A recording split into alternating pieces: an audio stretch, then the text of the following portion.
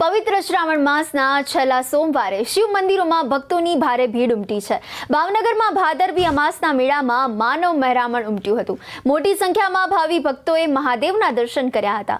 મંદિરમાં ભક્તોની ભારે ભીડ અને લોકોની સલામતીને ધ્યાનમાં લઈને ચુસ્ત પોલીસ બંદોબસ્ત ગોઠવવામાં આવ્યો હતો। ભાવનગરમાં કોડિયાકના દરિયાકાંઠે આવેલા પૌરાણિક નિષ્કલંક મહાદેવ મંદિર સાથે ભવ્ય ઇતિહાસ જોડાયેલો છે। કોડિયાકનો મેળો ખૂબ જ જાણીતો છે। આ પરંપરાગત મેળો દર વર્ષે ભાદરવી અમાસના દિવસે ભરાય છે।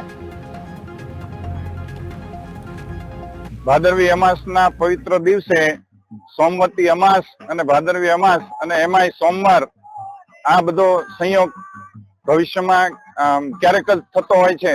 આજે સંયોગ ઉભો થયો છે ત્યારે આજે અહીંયા ભાદરવી અમાસ નિમિત્તે અમે નિષ્કલંક મહાદેવના દર્શનાર્થે આવ્યા છીએ। તો ખૂબ વ્યવસ્થા તંત્રની વ્યવસ્થા ખૂબ સરસ છે।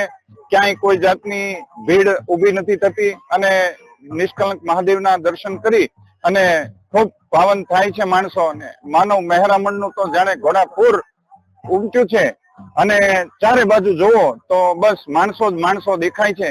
આજના દિવસે આ નિષ્કલંક મહાદેવ દાદાનું ખૂબ જ મહત્વ રહેલું છે। સોમવતી અમાસના દિવસે કોડિયાકના દરિયાકાંઠે નિષ્કલંક મહાદેવના દર્શનાર્થે ભારતભરમાંથી મોટી સંખ્યામાં યાત્રાળુઓ દર્શનાર્થે પધારેલ છે।